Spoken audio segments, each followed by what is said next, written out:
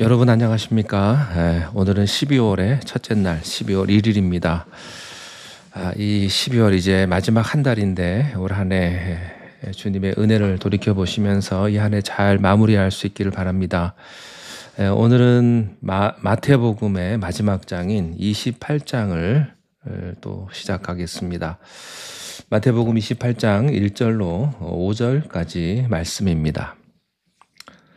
안식일이 다 지나고 안식 후 첫날이 되려는 새벽에 막달라 마리아와 다른 마리아가 무덤을 보려고 갔더니 큰 지진이 나며 주의 천사가 하늘로부터 내려와 돌을 굴려내고 그 위에 앉았는데 그 형상이 번개 같고 그 옷은 눈같이 희거늘 지키던 자들이 그를 무서워하여 떨며 죽은 사람과 같이 되었더라. 천사가 여자들에게 말하 이르되 너희는 무서워하지 말라. 십자가에 못 박히신 예수를 너희가 찾는 줄을 내가 아노라. 아멘. 대제사장들과 또 바리새인들은 예수님이 부활할지도 모른다는 그런 두려움에 쌓여서 무덤을 막은 돌에 단단히 인봉을 했습니다. 아무도 건드리지 못하도록 했습니다. 또 특별 경계령을 내려서 파수꾼을 세워서 무덤을 지키게 했습니다. 예수의 시체는 이제 아무도 손댈 수 없는 그런 굳게 닫힌 돌문 안에 갇혀 있습니다. 하루가 지났습니다. 아무 변화가 없었습니다. 이틀이 지났습니다. 아무 변화가 없었습니다. 그런데 3일이 되던 안식일 다음 날 새벽에 오늘 이 말씀 가운데 보면 엄청나고 놀라운 변화가 일어난 것입니다. 우리는 그것을 가리켜서 부활이라고 말합니다. 부활하시는 예수님을 목격한 자는 아무도 없습니다. 부활하신 예수님을 사람들이 만났을 뿐입니다. 1절 말씀에 안식일이 다 지나고 안식 후 첫날이 되려는 새벽에 막달라 마리아와 다른 마리아가 무덤을 보려고 갔더니 예수님의 부활은 예수님을 사랑했던 여인들에 의해서 처음으로 목격이 됩니다. 예수님을 사랑했던 이 여인들은 부활을 믿는 사람들이 아니었습니다. 아직 그들에게는 부활 신앙이 없었습니다. 단지 인간적으로 예수님을 사랑하고 있었을 뿐입니다. 안식 후 첫날 새벽이라고 하는 것은 안식일이 지난 그 다음 주일날입니다. 우리가 지금 말하는 일요일 새벽을 의미하죠. 우리는요, 지금 안식일을 지키는 것이 아니라 안식일 대신에 주일을 안식일로 지키고 있습니다. 왜냐하면 그날 주님이 부활하셨기 때문입니다. 안식일에는 율법상 그들은 행동할 수가 없었습니다. 그래서 이 안식일이 끝날 때까지 여인들이 기다렸습니다. 안식일이 해제되자마자 그들은 해도 뜨기 전에 새벽에 사랑하는 주님의 시체가 묻혀있는 무덤을 향해서 뛰쳐갔던 것입니다. 바로 그때 이 여인들의 눈앞에는 상상할 수 없는 엄청난 일이 벌어진 것입니다. 우리는 여기서 부활의 신앙은 없었지만 주님을 사랑했던 여인들에게 부활의 첫 번째 목격자가 되게 하신 그 축복을 볼 수가 있습니다.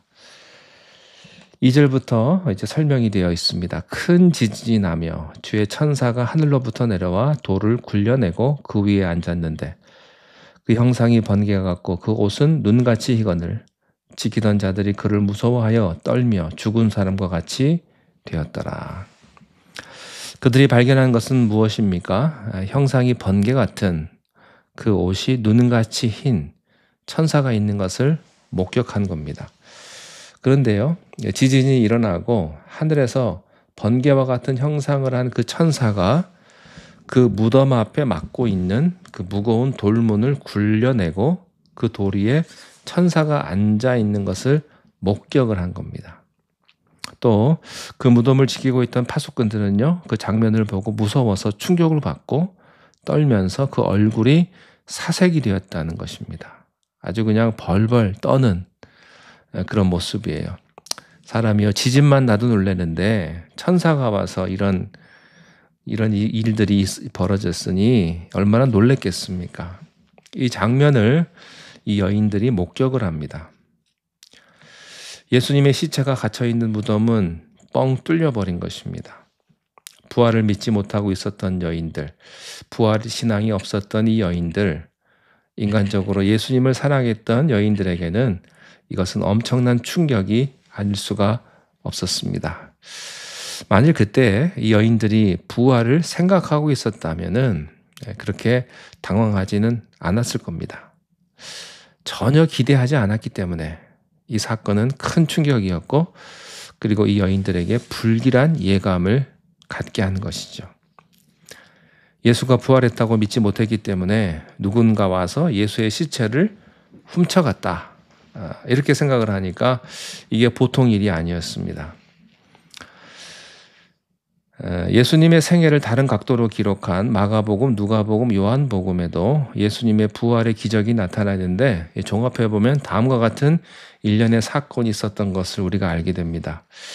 예수의 무덤의 문이 열리고 천사가 나타나고 그 문을 지키던 사람이 죽게 되고 지진 같은 현상이 나타나는 장면을 목격한 그들은요, 분명히 누군가 우리 예수님을 훔쳐갔다고 생각을 했기 때문에 그 즉시 그들은 뛰어나왔습니다. 그래서 베드로와 요한을 만납니다. 베드로와 요한에게 가서 우리 예수님이 실종이 되었다, 요한복음 20장에 나타나는데요. 그 소식을 들은 베드로와 요한은요, 그 즉시 무덤을 향해서 뛰어갑니다. 요한은 상대적으로 젊기 때문에 일찍 갔고요. 베드로는 나이가 좀 있기 때문에 늦게 도착을 해요. 먼저 도착한 요한은 아주 세밀하고 신중한 사람이기 때문에 먼저 무덤에 들어가지 않고 무덤 밖에서 먼저 관찰부터 합니다. 그런데 요한보다 나이가 많은 그 베드로는요, 힘들게 와서 뒤따라오다 보니까 그 사람은 생각도 안 하고 행동을 먼저 하는 사람이기 때문에 곧장 무덤으로 들어갑니다.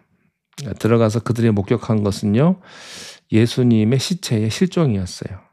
예수님이 안 보이는 겁니다, 그 시체가. 그리고 그들이 발견한 것은 한쪽에 예수님의 시신을 감싸고 있었던 세마포가 놓여 있었다는 것이죠. 또한 다른 한편에는 예수님의 머리에 둘렀던 수건이 곱게 제껴 있는 것을 발견합니다. 그들은 당황합니다. 어쩔 줄을 몰랐습니다. 요한복음에 보면요, 그들은 그 후에 집으로 돌아갔다, 이렇게 기록이 되어 있어요. 그러니까 베드로와 요한은 그냥 집으로 돌아간 거예요. 그러나 여인들은요, 집으로 돌아갈 수가 없었습니다.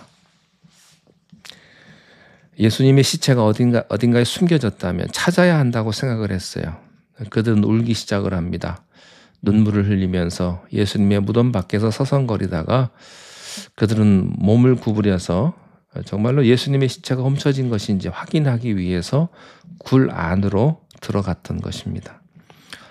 그런데 그 굴 안에 예수님의 시체가 묻혀있던 그곳에 고개를 숙이고 들어가 보니까 천사 둘이 앉아있는 것을 발견해요. 베드로와 요한은 발견을 못했거든요. 근데 이 여인들은 발견을 합니다. 하나는 예수님의 발 밑에, 하나는 예수님이 누웠던 그 머리맡에 흰옷 입은 두 천사가 있는 것을 발견합니다. 이 두 천사가 여인에게 이렇게 질문합니다. 여인이여, 어찌하여 우는가? 대답합니다. 누군가 우리 주님을 훔쳐갔습니다. 지금 주님의 시신이 어디 있는지 알고 싶습니다. 이 여인들과 천사들의 대화 내용이 5절과 6절인데요. 천사가 여자들에게 말하 이르되 너희는 무서워하지 말라. 십자가에 못 박히신 예수를 너희가 찾는 줄을 내가 아노라. 두려워하고 불안해하고 불길한 예감에 쌓여있던, 그래서 울 수밖에 없었던 이 여인들을 향해서 이 천사가 놀라운 말씀을 몇 가지 합니다. 첫째는요, 무서워하지 말라. 두려워하고 불안해하는 그들을 향해서 천사의 첫 번째 메시지는 무서워하지 말라, 놀라지 말라, 두려워하지 말라. 많은 사람들이 교회로 옵니다. 그러나 교회에 와서도 사람들은 불안해하고 있다는 사실이죠. 두려워하고 있다는 사실이죠. 이 여인들이 예수님을 사랑했고 믿고 예수님을 따르면서도 무서워하고 불안해하고 있는 것과 똑같습니다. 왜 그럴까요? 부활 신앙이 없기 때문입니다. 교회를 나오더라도 십자가를 분명히 바라보지 못하는 사람은요, 내 죄가 용서받았는지 아닌지 희미합니다. 그래서 늘 죄책감과 양심의 갈등 속에서 양심의 자유를 갖지 못하고 살아가는 거죠. 주님이 용서해 주실까? 내가 헌금 좀 하면 하나님이 좀 봐주실까? 이런 생각을 하는 거죠. 내가 주님의 뜻대로 좀 더 열심히 살지 못하면 자기 죄가 용서받지 못하는 것으로 생각을 해요. 그런데요, 여러분의 행위와 상관없이 여러분의 죄는 용서받았습니다. 그러나 내 죄가 용서받았다고 생각은 하지만 부활 신앙을 갖지 못한 사람은 계속해서 불안해할 수밖에 없는 거죠. 미래가 불안합니다.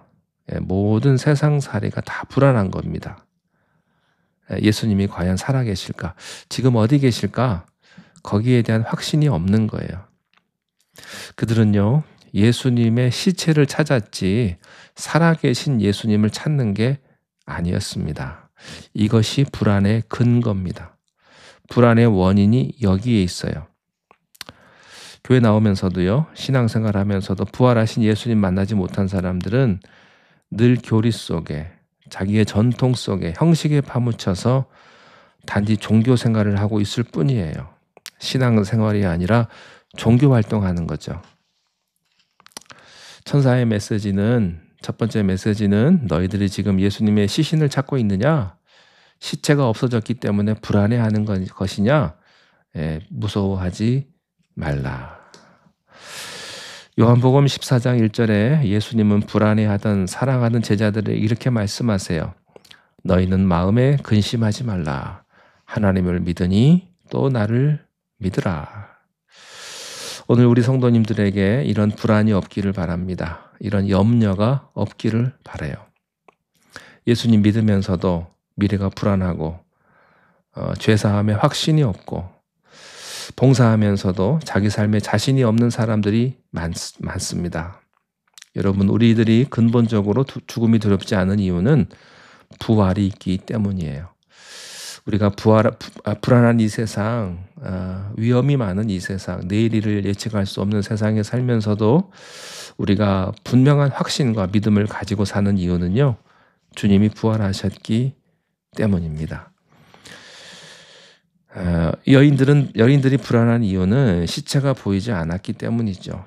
부활했던 여러 가지 현상은요, 어떤 사람들이 예수님의 시체를 훔쳐가기 위해서 벌려놓았던 난장판이라고 착각할지도 모릅니다. 근데요, 그런 가운데서도 또 천사가 있었다는 거죠. 그래서요, 이 사람들은 부정도 하지 못하고 긍정도 하지 못하는 이런 가운데 있어요.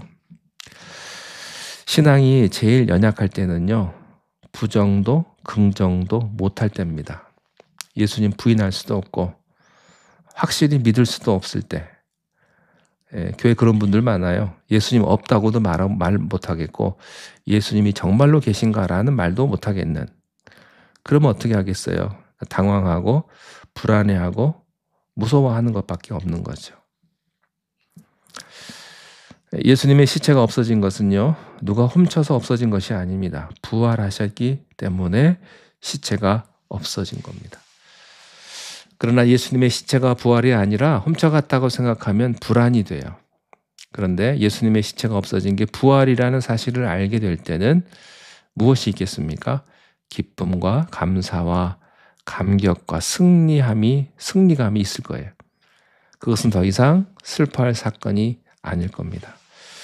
그렇습니다. 오늘 여러분들이 이 세상에서 당하고 있는 모든 고통, 고난, 역경, 억울함, 또 손해보는 거, 그 고통이 아닙니다.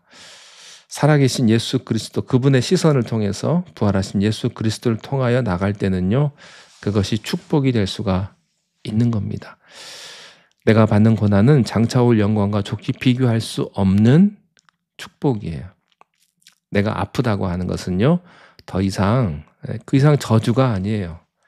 우리의 병이 저주가 될 수 없는 겁니다. 우리의 실패가 저주가 될 수 없는 거죠. 세상에서의 억울함도 저주가 아닙니다. 그것을 우리가 믿음의 부활의 믿음을 가지고 뚫고 나가면 그것은 영광스러운 사건으로 변하게 되는 것입니다. 마치 이것은요, 예수님의 실종 사건이 아니라 그것이 부활의 증거였다는 사실과 똑같은 것입니다. 현재 여러분의 고난은요, 장차 올 영광과 좋게 비교할 수 없는 것입니다. 지금은 주님 보이지 않습니다. 그렇지만 주님은 부활하셨습니다. 이제 곧 제자들 앞에 주님이 나타나실 것입니다. 여러분 눈에 보이는 것이 없을지라도 주님의 능력과 주님의 축복이 곧 나타날 것임을 믿으시고 그렇게 믿음 생활할 수 있는 여러분 되시기를 주님의 이름으로 축원합니다. 기도하겠습니다. 하나님 아버지, 우리들이 부활 신앙을 갖게 하여 주시옵소서. 더 이상 슬퍼하지 아니하고 부활하신 예수 그리스도를 만나서 우리의 모든 아픔이 기쁨이 되고 우리의 눈물이 감사가 되며 축복이 되는 귀한 하늘의 영광을 우리가 다 누리며 살아가게 인도하여 주옵소서. 예수님의 이름으로 기도하옵나이다. 아멘.